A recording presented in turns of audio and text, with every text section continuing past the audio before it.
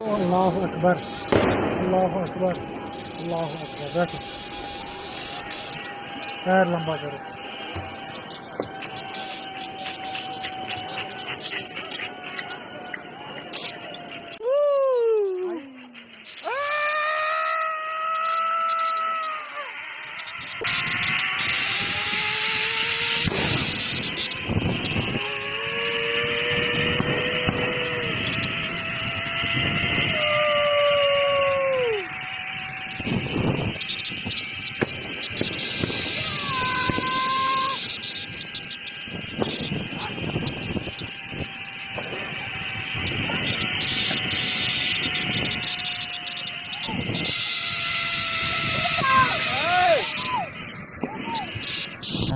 দর্শক, আপনারা জানেন নিজের বংশের মধ্যে যদি কোনো একজন ব্যক্তি ষড়যন্ত্রে সামিল না হয় তাহলে কিন্তু সেই পরিবারকে ধ্বংস করা বা সেই পরিবারের ক্ষতি করা কিন্তু একটা মুশকিলের ব্যাপার।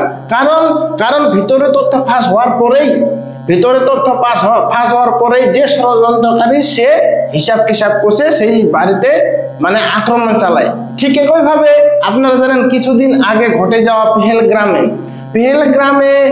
পেহেলগ্রামে কাশ্মীরেই স্থানীয় জঙ্গি ছিল বলেই সেই জঙ্গিরা, পাকিস্তানের জঙ্গিরা ঠিক সময়ে ঠিক পজিশনে পাকিস্তানি জঙ্গিরা অ্যাটাক করতে পেরেছিল, আক্রমণ করতে পেরেছিল, হামলা করতে পেরেছিল এবং তাতে 26 জন ভারতীয় পর্যটক মারা যায়। এমনকি সেখানে সেই দিনেই উঠে এসেছিল যে 2 জন নাকি স্থানীয় জঙ্গি ছিল। তা আপনাদের মনে হয় যে সেখানে 2 জনই মাত্র স্থানীয় জঙ্গি ছিল? না, কখনোই না। সেখানে আরো স্থানীয় অনেক জঙ্গি ছিল। দেখুন, জঙ্গি মানে যে তার হাতে বন্দুক আছে সেটা না। জঙ্গি তাকেই বলা যাবে যে এই ষড়যন্ত্রের সঙ্গে জড়িত, যে জঙ্গিদেরকে সাহায্য করেছে। যেরকম সাহায্য করুক, যতটুকুই সাহায্য করুক, যদি জঙ্গিকে সাহায্য করে থাকে তাহলেও তাকে জঙ্গি বলা যাবে, এটা আমি মনে করি। এবং কি ভিডিওতে আপনারা দেখলেন যে এই ব্যক্তিটা কিভাবে তার নক্ষত্র চরিত্র দেখেই বোঝা যাচ্ছে যে এই ব্যক্তিটাও ষড়যন্ত্রে সামিল।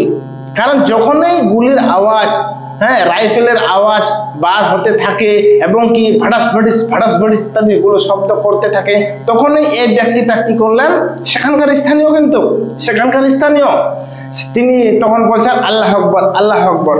বুঝতে পারছেন? এবং কি চোখগুলো এদিক ওদিক তাকাচ্ছে, আগে থেকে প্ল্যান। এবং কি আগে থেকে এই ব্যক্তিটা জানে।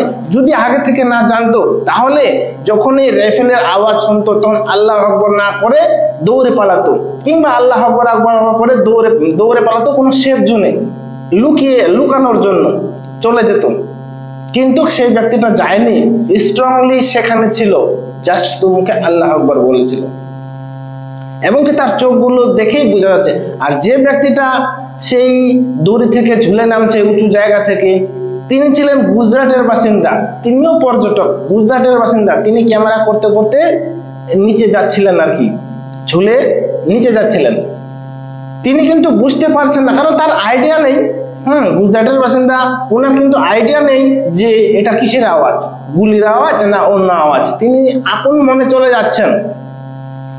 কিন্তু যে ব্যক্তিটা ঠেলে দিল স্থানীয়, সেই ব্যক্তিটা কিন্তু গুলির আওয়াজের সাথে সাথে আল্লাহ আকবার বলতে লাগলো। তার জানে নিশ্চিত। এবং কি সেখানে আরো যে সেখানকার স্থানীয় বাসিন্দারা ছিলেন, যেমন চায়ের দোকান, বিস্কিটের দোকান, খেলনা জিনিসপত্রের বিক্রির দোকান, অনেক দোকানই ছিল, কিন্তু সেগুলো জানতো। এবং কি সেগুলো কেউ সেখানে দৌড়ে তৎক্ষণাৎ যায়নি বাঁচাতে। এবং কিভাবে সেই জঙ্গিরা একদম ফুল সাপোর্ট পেয়ে, সেখানকার স্থানীয় বাসিন্দাদের ফুল সাপোর্ট পেয়ে এইভাবে স্বাধীনভাবে বের হয়ে যায়। কোনো তাদের উপর কোনো অ্যাটাক করা হয়নি, কেউ একটা ঢিল পর্যন্ত ছোড়েনি।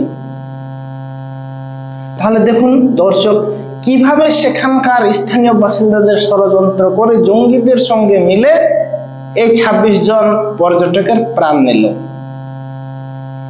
এখন তথ্যের খবর, যখন ঘটনা ঘটবে তখন তো সবাই হতাশ থাকবে, তখন কিন্তু বোঝা যাবে না যে বিষয়টা কোথা থেকে কিভাবে হলো, কেন হলো, কে করালো, কার দ্বারা করালো। যখন এই তথ্যটা আস্তে আস্তে ডিসকাস করা যাবে, চিন্তা ভাবনা করা যাবে গভীরভাবে, তখনই ধীরে ধীরে ধীরে ধীরে আসল সত্যটা উঠে আসবে। এবং কি এনআইএ তদন্ত চলছে, এনআইএও কিন্তু সেটাই পুরা টার্গেট করে নিয়েছে যে সেখানকার স্থানীয় লোকরা জানতো। তার মানে সেখানকার স্থানীয় লোকেরা জানতো মানে কি, তারা সবাই জঙ্গি, তারা সবাই জঙ্গির হাত মিলিয়েছে, জঙ্গিদের হাতের মানে ইয়ার সঙ্গে মিলিয়েছে, হাত মিলিয়েছে।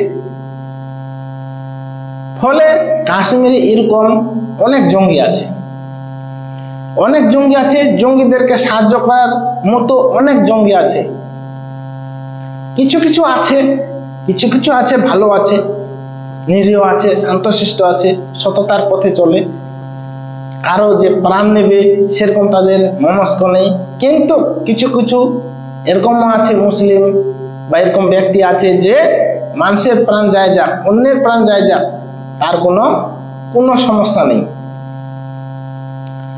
ফলে সেখানকার দোকান, সেখানকার স্টাফ সবাই সরে গিয়ে শুধুমাত্র হিন্দুদেরকে বেছে বেছে মারা হতো বা হয়েছে। এটা জানতো বলেই আজকে কোনো মুসলিম মারা যায়নি, একটা মুসলিম মারা গেছে মাত্র। তো যেহেতু একটা মুসলিম মারা গেছে সেহেতু বলা যাবে যে কোনো মুসলিম মারা যায়নি। যদি অধিকাংশ মারা যেত 4, 5, 6, 7 তাহলে বলা যাবে হ্যাঁ মুসলিম মারা গেছে। কিন্তু একটা, তাও আবার কারণ রয়েছে সেখানে। কি কারণ রয়েছে? কারণ সেই জঙ্গিরা বুঝতে পারেনি যে ইনি হিন্দু না মুসলিম। হয়তো বাঁচাতে যাচ্ছিল কিংবা যে গুলি মারছিল তাকে অ্যাটাক করছিল যে কেন গুলি মারছেন, কেন মানে লাঠি ধরে বা যে কোনো একটা ইয়ে ধরে যাচ্ছিল। তখন জঙ্গিরা ভাবলো যে এ হয়তো হিন্দু, মেরে দিল। সেভাবে যদি জানতো যে উনি মুসলিম তাহলে মারতো না, হয়তো একটু আঘাত করতেন, হাত পা একটু ভেঙে দিত বা ইয়ে করতো, কিন্তু মারতো না। যদি জানতো যে ওই ব্যক্তিটা মুসলিম, হিন্দু হয়ে তাকে মরতে হয়েছে। তাহলে ভাবুন দর্শক, এটা কিন্তু ভাববার ব্যাপার। ফলে সেই সব জঙ্গিদের খতম করতে হবে, না হলে সরকার বারবার এরকম আঘাত পাবে, বারবার জনসাধারণকে মরতে হবে, বারবার পর্যটকদের মরতে হবে। সেই সব জঙ্গিদের, এবং শুধু কাশ্মীর না, আমাদের ভারতবর্ষে এরকম লুকিয়ে আছে অনেক জঙ্গি, অসংখ্য জঙ্গি। সেই সব জঙ্গিদের খুঁজে বের করতে হবে, তাহলে আমাদের ভারতবর্ষের নিরাপত্তা একদম বেড়ে যাবে। এইসব জঙ্গিদের এরা নিজে থেকেই জঙ্গি হতে চাচ্ছে, তো নিজে থেকেই জঙ্গিদের সঙ্গে হাত মিলাতে চাচ্ছে। ফলে জঙ্গিরা একটু এগিয়ে আসছে, সাধারণ মানুষ যে জঙ্গি হতে চাচ্ছে, যার মনস্ক জঙ্গি ভাব, সে জঙ্গিদের প্রতি অ্যাট্রাক্ট হচ্ছে। ফলে দুজনে মিলে যাচ্ছে, তখন দুজনে মিলে মিশে প্ল্যান করছে ওখানে হামলা করব। কারণ ভেতরের কোনো যদি সাপোর্ট জঙ্গিদের না করে, সাপোর্টার না থাকে, তাহলে কিন্তু কোনো জঙ্গি আক্রমণ করতে পারবে না, বা আক্রমণ করলেও বিশেষভাবে কোনো ক্ষয়ক্ষতি হবে না। ফলে বাড়ির ভেতরের শত্রু অবশ্যই থাকে।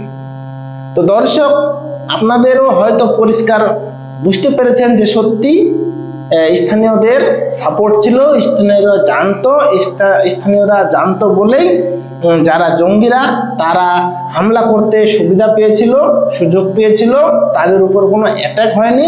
তারা আরামভাবে এসে সেই 26 জন পর্যটকদের মেরে একদম পুরো খেয়ে দিয়ে ঘুমিয়ে চলে যায়। এই হচ্ছে ব্যাপার দর্শক।